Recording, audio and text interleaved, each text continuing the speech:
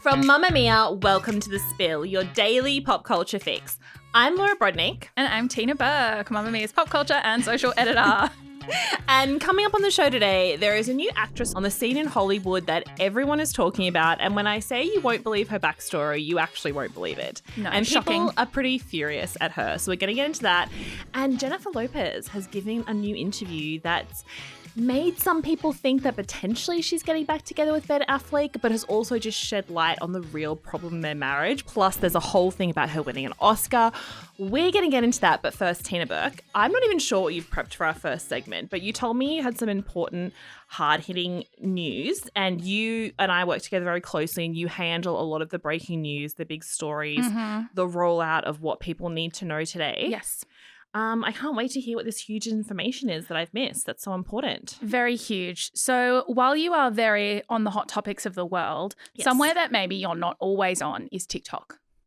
True or false? I'm on TikTok. Every second of every day, knowing what's hot and what's not. I just not. think that I'm on a different corner of TikTok to you. For people who heard Ask Emily and Laura Anything episode, I like Sasquatch news. I like news about monsters. I like mermaid sightings. And I also enjoy like van life because I'll never live in a van. I think your FIP would be a beautiful, by the way, that's a For You page. Yeah, I got that. I didn't know if you knew that.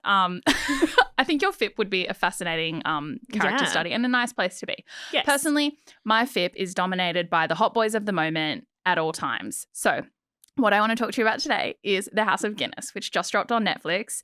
It is Oh, is this a TV review? It's kind of. Yeah. But stay tuned. Okay. So it's from the creator of Peaky Blinders. His name is Stephen Knight. Great show. Yeah. And so this is a story about, if you might not have guessed from the title, the Guinness family. So like the brewing dynasty. So it's kind of like Succession, but in 19th century Dublin/New York. There's like I love Dublin. Yes. Vibes.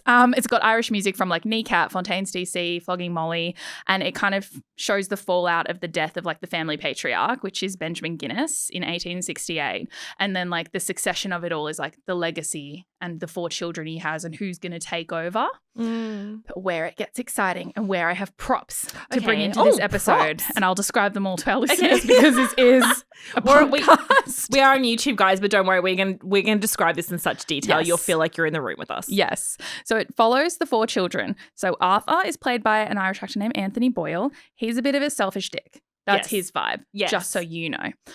I'm going to show you a printed out picture. Why do I need a picture of this? That I have brought into the office and printed out by our producer, Manisha. Oh, because you don't have printer I don't access. have printer access.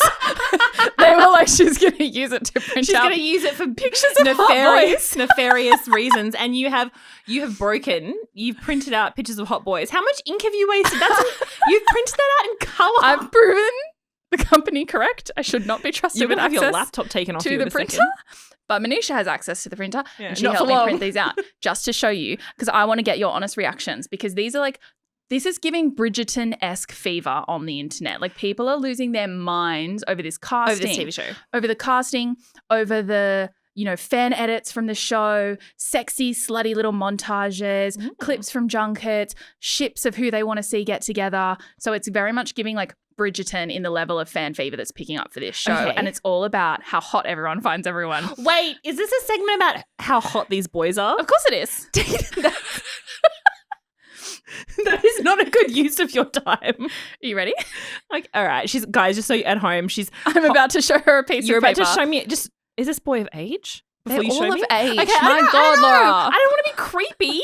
Okay, so just so Okay. you know, this segment has dissolved into not a critique of the new show that everyone's talking about, but you're going to show me a photo of a hot boy. Yes. Okay. So this is Anthony Boyle. What do we feel? Oh, the chick in the photo next to him is hot, but he's not. That's crazy. Is that a heartthrob? Give it to me. That's a heartthrob. You could have, Jesus, if you're going to take over the printer, you could print. That one wouldn't print. We had issues. Just a behind the scenes magic. Okay, listeners, I'm just going to go ahead and say this man, talented and lovely in real life as he may be, is not that hot. He's the standout. He's the one that everyone is like making thirst traps of. You absolutely need to watch this show, Laura Brodnick. He looks like the creepy uncle in one of these that's trying to take the family fortune. Well, that is his vibe. Oh, I mean, it's kind of his Well, then fortune because he's nailed a it. Guinness, but like I don't want to hang out with him. that's the vibe. You can So- take that back. Don't put it anywhere I will weird where take that people back. can I'll see frame it on my wall. Okay. Okay. Next, we have the delightful Edward. He's an idealistic but very young member of the family, and he is prayed. I feel like I'm on the worst dating show ever where you're trying to set me up with these men, but they're not available and I'll never meet them. No, I'm just trying to get you into the lore so that you get You're involved. not trying to get me into the lore because you'd be telling me about the TV show. You're telling me about hot young men. I'm telling you both things. Okay. They're very important. This is Edward, played by Louis Partridge. Oh, my good friend Olivia Rodrigo's boyfriend. Yes, this is let Olivia me- Rodrigo's boyfriend, and we love him so much. He Just so is you a know, baby she's passing child. the picture over to me so I can really get up close. Yeah. Oh, well, he's obviously hot, but he's like a young heartthrob. He looks way more hot in a period piece. And he's going to be Oh. in Pride and Prejudice as Mr. Wickham, also for Netflix. So this is his first period piece. Enola Holmes kind of, but like not really. Do you think, because Mr. Wickham is 10 years younger than... Yeah. Yeah, it's not good casting, but I am excited. No, I think he can pull off a Wickham. He's got that kind got of the energy. wicked, dashing kind of vibe about him. He does. So he's a real cutie. Oh, don't show And me then anymore. The excitement that everyone's really thrilled for is that there's a will they, this won't is they the- romance. So I haven't shown you any pics of the girls yet because they're all divas. They're all really Okay. fierce and No, fabulous. but we always know the girls We are know all the hot. girls We are don't all need to know cool. that. We only want to objectify the men. I can't stress that enough. Yes, exactly. So what we do have is Miss Cheekbones over here. What do you think? Oh, that is a woman. I was like, which of these boys are you calling Miss? She has like the hair that I would dream of. Yes. So And I kind of am attracted to her. Yeah. Is that dear what you want to know? listeners, this is Neve McCormack, and she stars as Ellen Cochrane. She's a working class rebel, and she opposes the Guinness family in Ireland and their Yeah. influence over the town. But is she a love interest for Edward? Who could say? It's all very exciting. What do you think? Why is she in the hot boy pile of photos? Because I just thought that was equality. Okay. You're just trying to not objectify. Yes. Everyone. And then the very last one that we have to talk about, and the reason we have to talk about it is this is what The Guardian, like fancy publication, titled their review of House of Guinness. Yeah. House of Guinness review, James Norton's pheromones positively sizzle off the screen. His pheromones? His pheromones. So, are you ready? Okay. This is James Norton. What do we think? I mean, obviously that is a hot man. Yes. I love. What else do we have to say about his top hat? Listeners, he's got a top hat on, so already sold. Yeah. You know what? How you have to make a top hat sexy, and this is so important for Hollywood to be across, is that you have to look like you shouldn't be wearing a top hat. Yeah. So he looks very roguish and evil, as if he's about to jump on a motorcycle, but he's also wearing a top hat. And that's a very astute observation because he's kind of like domineering, violence-y leaning dude. He is the guy who manages the Guinness factory. His name is Sean Rafferty. And he's kind of like, look at these 4 rich idiot children of the Guinness family. So fair. You know what I could do? Sneak on in there and see if I could take over. So we've got drama, we've got hot people, we have Irish music. What more could you want, Laura Brodnick? That's pretty much what people are looking for in TV shows and movies right now. Like how many hot boys, and I can't stress this enough, boys, not men. We've had enough of men. Yes, We're we're leaning done with towards- them. James Norton is like 44. Hey, but boys are state of mind. It's a not state an of age. mind. And where I think it's coming through is all the junkets that they're doing because they're all having a giggle. There's been flirty moments with interviewers that everyone's enjoying. Oh, between the hot boys Between and the some of the hot interviewers. boys and the I interviewers. thought that never happens to me when I go and interview people. Well, you got to keep your finger on the pulse of who's hot. You got to know. No, can I tell you, your way of speaking and the way of the internet's way of speaking of hot boy syndrome has almost like leaked into my professional life. Because the other day I was on a work call with a bunch of agents to set up some interviews, and they were saying like, who of the cast of these new movies do I want? Like this person, this person, this person, and then like, oh, these other actors, like they're not very well known, but they're about to blow up. And I was like, oh, no, we'll take any hot young man, just any hot young man, throw them in. And then I realized there was silence on the call, and I realized that I was speaking in a way that is not okay outside of our little section of the office. No, this is just like the internet banter vibes. This is not like what we would say on a phone call with fancy people. Well, I did. Well, so we did. thank And you that's for that. okay. But it's the show of the moment. Everyone should watch it. I have to say the Guinness family, not particularly happy with their portrayal, but everyone else is having a great time. And I do enjoy that the cast, no matter what they've done, they keep getting handed Guinness and being asked to split the G. Oh. Which is the thing where you have to drink to the G line on the Guinness I know what glass. that is. Okay. Well, maybe the spillers don't. I've been to Ireland. I've done that before. How did you say that word? Ireland? You did the like really like American thing of going Ireland. Oh, okay. Love you. Yeah, it's just a really interesting show that everyone's talking about. And if you have been like wondering if you should watch it, you should, because there's nothing that I love more than a TV show that spans off into like 1 million TikTok videos that you can engage with. Say the name of the TV show one more time where they can watch it in case people just tuned all of that stuff about the hot boys out. That's okay if you did. It is called The House of Guinness and it is streaming on Netflix now. Well, segueing from hot boys to a hot young woman. Seems weird to say, but that's where we are. This is a very professional on-board, above-board chat is what I'm trying to say. So Tilly Norwood is the name of the young actress that everyone is talking about at the moment. So many agents, like the biggest talent agencies in the world, are circling her at the moment, trying to get her on their books. Her name's been floated for a bunch of big movie projects. Her management team that she already has said that she is pretty much the next Scarlett Johansson or the next Natalie Portman, or maybe both. And a lot of people in Hollywood are kind of shaking their boots about like Tilly Norwood. She's going to shake things up. The thing about Tilly, though, is that she doesn't really exist.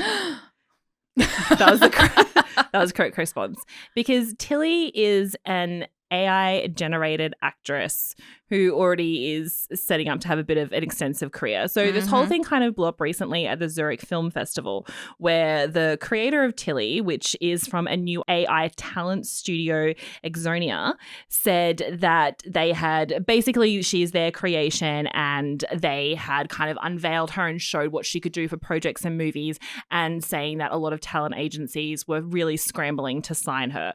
And obviously we've had there's AI models out in the world that have huge followings. There are AI travel influencers. There are AI pop stars that have music that thousands and thousands of people listen to and follow them.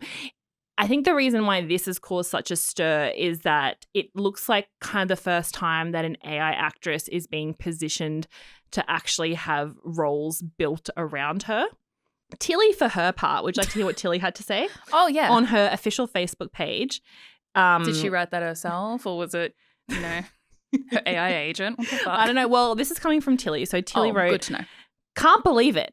My first ever role is live. I star in a new comedy sketch called AI Commissioner." She's very on the nose. Tilly's in on the joke, which I think is fun. That's so important. "Which playfully explores the future of TV development and is produced by my incredible team." And then she said, so she's owning her backstory. Okay.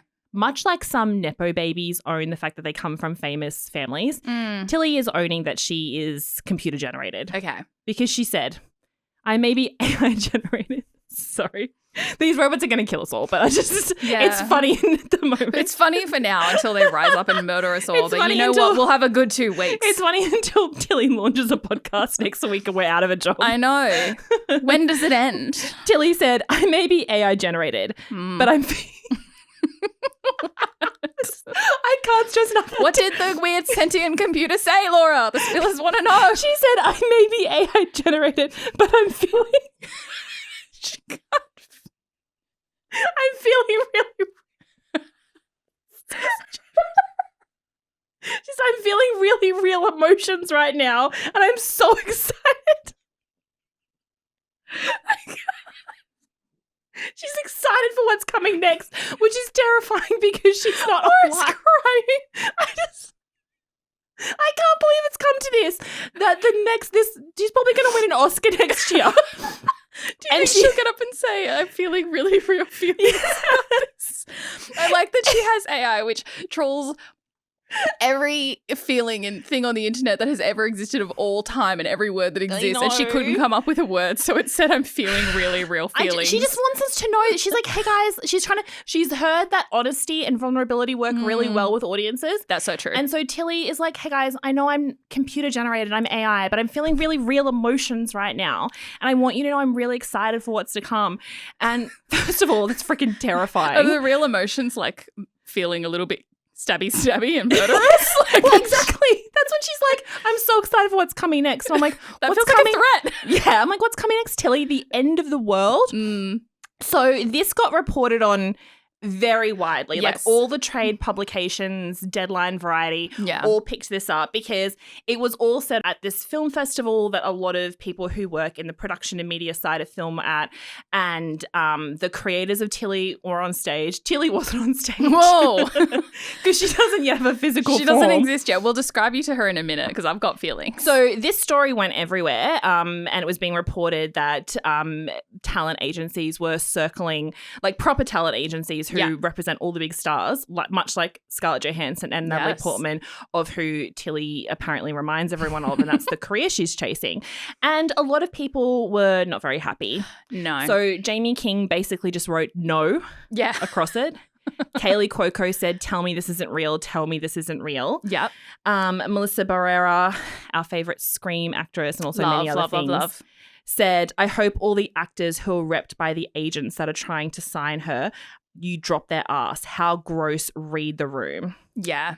Mara Wilson. That was my favourite. Star of Matilda and Woman Mrs. Doubtfire. That Laura Brodnick looks a lot like. 100%. People think we are the same person. Oh my God, we should get AI to mush your faces together. You don't even need to. We're already the same person. When I was little, people thought I was Mara Wilson. Yeah. Mara Wilson said, and what about the hundreds of living young women whose faces were composited together to make her? You couldn't hire any of them?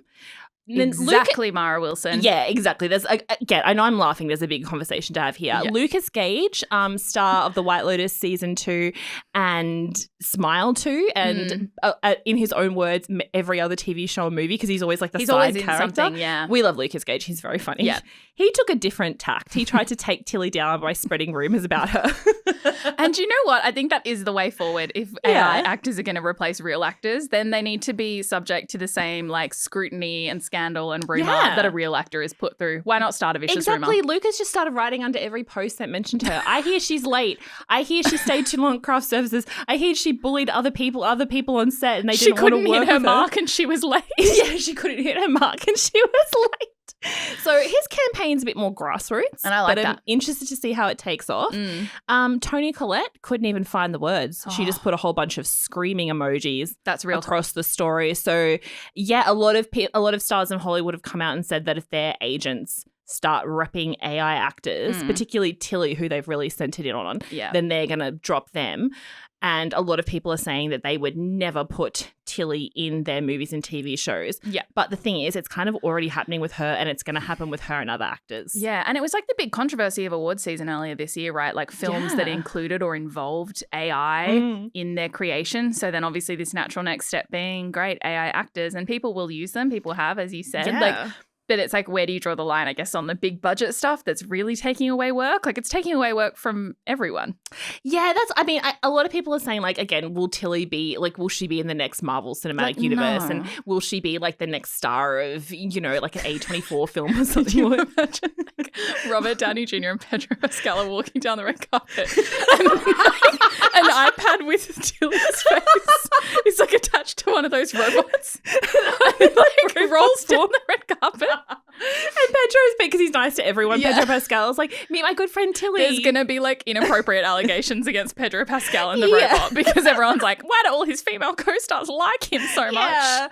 I'm not super worried about Tilly headlining movies at the moment, but what these AI actors are going to do is like be the side characters and stuff, because it'll be more cost effective. You also don't have, like, I guess, human emotion to deal with, that pesky thing that we're trying to weed out. You don't have, like, labor laws to deal with. Exactly. Yeah. You can AI a child actor and not be worried about the amount of time they can spend on set, and having a tutor there, like, to take them through school, or have their parent or guardian there. You just AI a child and AI it back out again. And so it kind of does look like this is the way we'll be leaning. The one thing that I think will save us from AI kind of taking over leads of TV shows and movies at the moment is they can do a press tour, but they can't really do a press tour in the way people want. And as you were saying before, it's all about the press tours now and people being cutesy on them. It is all about the press tour and the banter and the clips that you can push together and, like, what fun you can have. It's not about this Renesmee looking robot. It does look like Renesmee. Sorry, Renesmee from Twilight. Like, she looks like that creepy little doll they made. Like, she doesn't even look like a real person. This is what happens when a bunch of, like, men get into a room and try and make a young white woman they can control, which is what they've done. Oh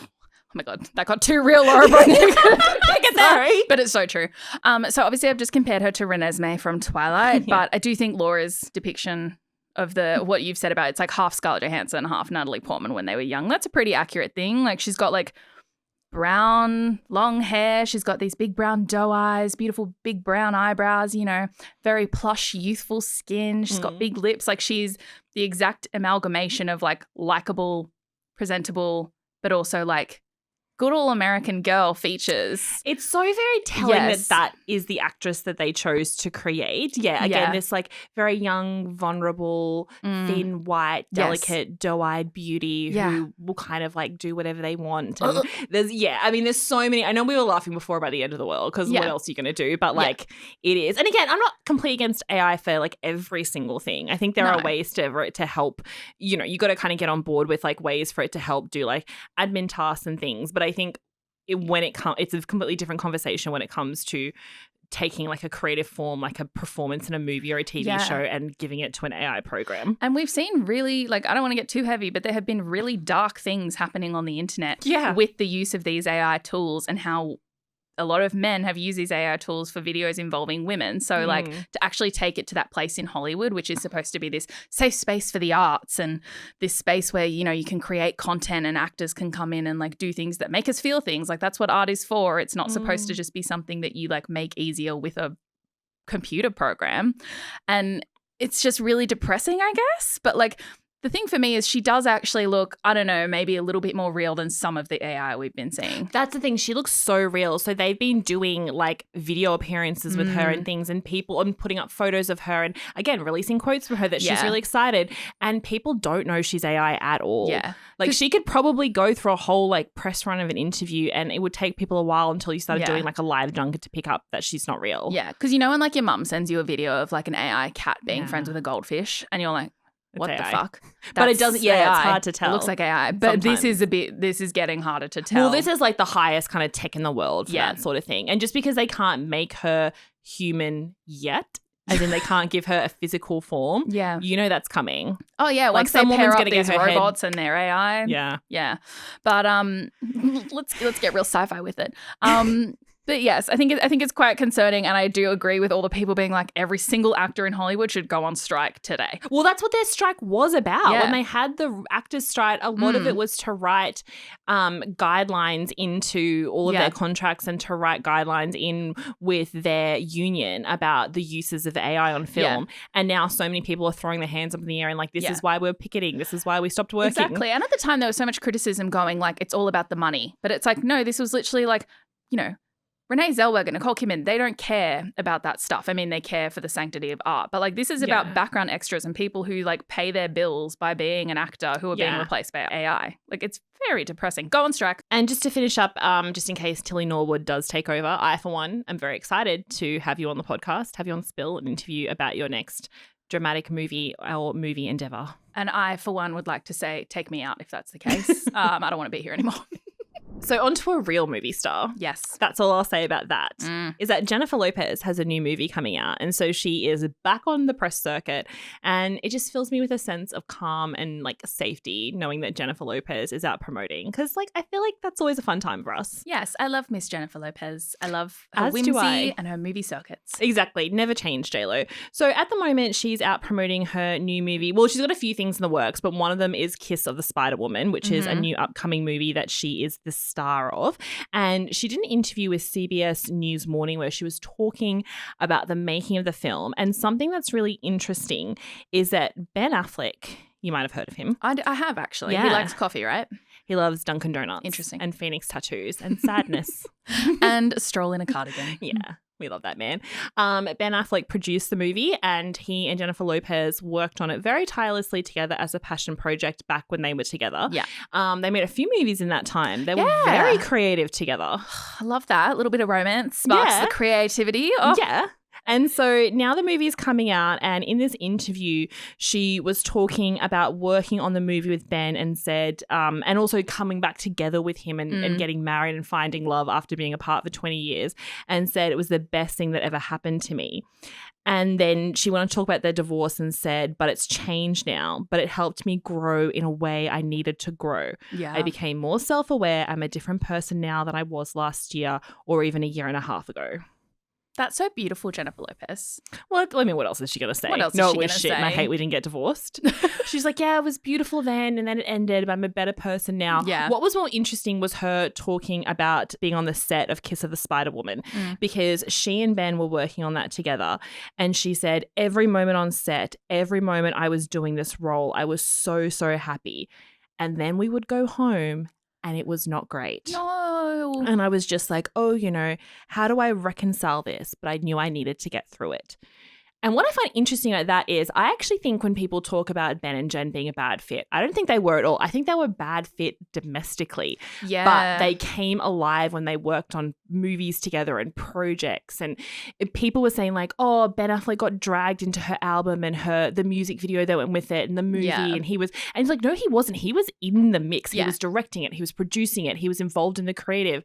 Like, I think that they just came together. They had like sparks in chemistry when they were working together and when they were hooking up, but not when they try to just like have a normal domestic life together is my take on that. I would agree with that. It kind of feels like a situationship that ended up in a marriage. Like not to discount the value and love that they had together, but I agree. Like they often just seem like two people who like when everything was happening and there was lots going on and they were walking the streets kissing and having a good time, like that's when vibes were high. But then obviously when they've tried to like marry, and obviously the first time when they called off their engagement, it seems like something similar might have happened. Is it just they realized like it wasn't the right fit for forever? Well, that's the thing because they met on Geely. And I think even though obviously it's a terrible movie, they met like being on a set together and like being creative and trying to like pull this movie together and save it. And they didn't succeed, but they tried. Yeah. And then I think most of their love story, most of the time they were married and together. I mean, it wasn't that long, but in that time they made like 3 movies. Yeah. So it feels like that was the crux of their thing keeping them happy. It's like they were on set together and they were so in love and they get in the car on the way home and they're just like, oh, this isn't. Like maybe we're just really good co-workers. Yeah, we're just great co-workers. Sure, I can't see why that wouldn't work out. But I love that she then said like this past summer was the best one she's ever had. Yeah, I like, bet it was. I mean, for sure, love single J.Lo. But like it kind of seems like a bit of a thing of like, oh yeah, I used to be sad at home and now I live my best life and I have summer. Like she's such a simple diva in that way. When do you think we're going to get to the stage where people start, and I know it's already started, people start like thinking that she's going to hook up with other people or like being very invested in her love life or thinking, I know people keep thinking she and Ben are getting back together. And what I saw from this interview is people thinking that the Ben and Jen romance has resurfaced. I don't think it has. I don't think it has, but I also wouldn't hate that. But I kind of want more gap. I think we've got to like revisit this love story every like 5 to 10 years. Yeah, I think what we need to do 20. For them. I think that they're an iconic Hollywood romance of our time. Yeah. And it's way more fun when they come back together every 20 years or so. I think we'll look back on it like, some of those like old school great Hollywood like Elizabeth Taylor and Richard Burton. Like that's the vibe I think we're going to have for J.Lo and Ben forever. I love that for them. I also think the thing with J.Lo, like you said, when they've had like their flops or when they've had whatever like or him being brought into her movie, people kind of put this thing on J.Lo that she's cringe and he's just like tied to it.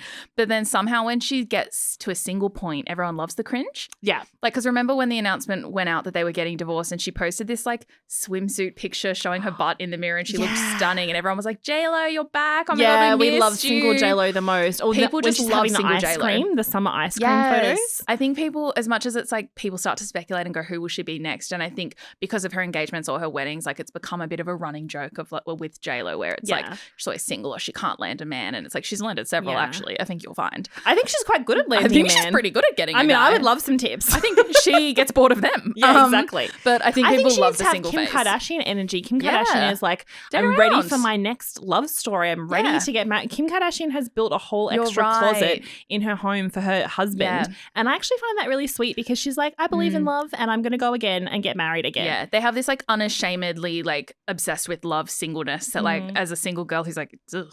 Like I can't relate, but I enjoy it in them. It's quite sweet and wholesome. I don't know how to segue into this next bit, so I'll say she also talked about her career in the interview. Not that anyone cares about that. I do deeply. I care so much because the interviewer said she's had 2 big Oscar snubs in her lifetime and our lifetimes.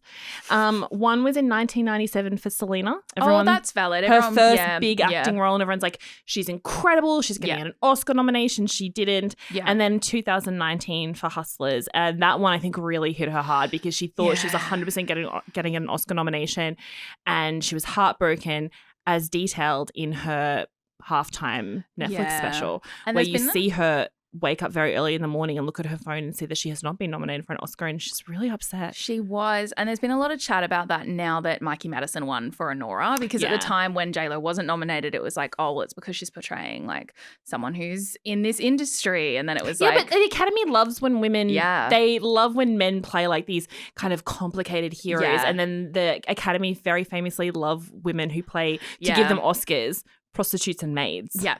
And those kind of characters. And they also love them to be like 22. The men have to be like 50. Yeah, exactly. Because they're like, you have to be an ingenue to win. Yeah. And so Jennifer Lopez was asked about Kiss of the Spider Woman, because there's a lot of chat around that, because it's based on a very famous book. It's then a Tony Award winning musical. It is now a movie. Jennifer Lopez desperately wanted to be in this movie. She made it happen. There's a lot of chat. This could be her next Oscar run. So in this interview, they said to her, like, are you going again for an Oscar? And are you expecting it? And she said, I'm not expecting it. I learned my lesson last time. J.Lo. But then she said, I think the joy for me is in doing it every single moment. It's just a great conversation that you're doing the work that people recognize and they love you. And that's enough. And to that I say, that is a lie. It's not enough. That woman wants an Oscar. You don't think it's enough for her? I think she wants, it's human nature. She wants an Oscar so bad. Of course she wants an Oscar. But you kind of wonder sometimes, you're like, there has to be a tier of actor where you go, I will be happy if I keep getting cast in things, but I never expect an Oscar. But you think she's on the rung who's going, no, I think she sees dealt it a hard blow. now that she's had two big kind of disappointments. I think now she feels like she has to come full circle and get the Oscar. This is about the same thing as like we were saying yesterday about Taylor Swift still chasing Grammys. You get to the stage where you have all the big movie roles, you have so much money, you have so much fame, and so then you're just chasing this one little thing that you can't really buy. Yeah, you can kind of buy an Oscar, but not completely. And it's kind of interesting because like Selena is the reason she then had a music career. She wasn't a musician who became an actress, which is like somehow how she ended up being seen. Yeah. So I think she's seen as like not a real actress by some people. So that's probably why it means so much to her as well, right? Yeah, 100%. And can I just say, I know this is probably the wrong take, but I'll just say it, is that I kind of really want her to win an Oscar, because I feel like she's been through so much. I don't know why I'm seeing Jennifer Lopez as an underdog. You're like, oh, Jennifer, There's she's had it hard. so many actresses who star in smaller indie movies and they get one shot in their career. Like they'll never like get to that height again. There's so many actresses whose names go on to like the long list every year who work steadily but are not usually in the Oscar race. And then when they don't get their nomination, that's a bigger thing, because that nomination would have changed their career. Like an Oscar nomination is not going to change Jennifer Lopez's career. No. But I just feel really bad for her and I want her to have one. I really want her to have one too. I love Jennifer Lopez, but I love Jennifer Lopez the actress. I have big separation between her acting and her music, personally. You don't like her music? No, I like her music, but I have beef with where it comes from and what she did to get it. Why? What do you mean? There's big drama. So you don't like Let's Get Loud? Oh my God, that's a generational hit, Laura. Of course I love that song. I'm going to listen to that on the way home But today. you know, like the phrase Mariah Carey where she was like asked like, you know, about Jennifer Lopez and she said, I don't know her. Yeah. That stems from like this really long running industry beef between like Jennifer Lopez, Mariah Carey and a bunch of other artists with music, because J.Lo was renowned for like stealing songs out from under people. I know, but she also has full blown like sections of some of her songs where she's not even singing. I've heard that, but is that real? I've seen this woman live. I've met her personally. I've never heard her sing personally, like up close, just to me in a room. Yeah. But she can sing. Yeah, no, she can sing. It's not about the fact that she can't sing. Yeah. It's like weirdly that somehow she just took songs off of people. So like Diddy was the one who helped her produce On the Six, which was her like album, the first one that she did. And like If You Had My Love, which was the number one track from the album, it was stolen by Diddy from an artist named Roxanne Shante. And that was like given to J.Lo because he was like, well, yeah, I'll make you a famous singer. And it just started this pattern that eventually involved like Mariah Carey and like the backing tune from a song Mariah wanted to reference that then J.Lo referenced. She also did the same thing with like the artist Amory and her song One Thing, which sounded the same as J.Lo's Get Right. So it was just this like repeated pattern, which like I never knew at the time. I loved the songs, but when you go back and you listen to the music, you're like, yeah, that's fully not Jennifer Lopez singing in some of the choruses of her songs. And also when you find out that those artists were kind of let down by record labels. Yeah, but isn't that just record label politics where like people fight over songs and people bid for songs and people get given songs and they get taken away, and it's like a business going on behind the scenes. Like unless she's, but what that you're saying that that's one side of it, and the other side is that she's like lifting music from other people's. I don't even necessarily always think it was her. I think it could have been her. She works with a big part of it team. was Diddy producing the album for her. Oh, well, I believe he would steal. Yeah, but say like in 2014, Ashanti said that like Ja Rule wrote "I'm Real" and she wrote "Ain't It Funny," and she did the demo record, and then she was really mad when it was stolen. But she's also like, well, I guess I'm happy because it's J.Lo, so my name's getting out there. But like Ashanti, famous woman, like this was happening to a lot of people behind the scenes. So it eventually involved Mariah Carey, and that's actually where I don't know her beef kind of came from. I so as much as J.Lo, it was a diva off, and J.Lo kind of tries to make fun of it and be like, oh, I know her, ha ha ha, and it's like, no, this beef has a bit of legs. I could talk for hours, but I actually can't because we're on a podcast right now. But it does make me kind of think J.Lo the singer. Well, if you want to hear more of that story, let us know because we'll it's circle well back. Documented, guys. I hope she wins an Oscar and she gets up on stage and she goes, hey, Ashanti, I did steal that music. And I'm so sorry. And it led me to this moment. So this is for you. And this is for you. Off. And then she like breaks part off like it's miracles and throws it into the and just throw it to you. She's like, and this is for Ashanti. This is for Mariah. That's my dream. Well, I'm excited for Kiss of the Spider Woman and for her to win an Oscar. Problematic as she is. But Jennifer Lopez, the actress, what a girl. I'm rooting for that woman. Okay.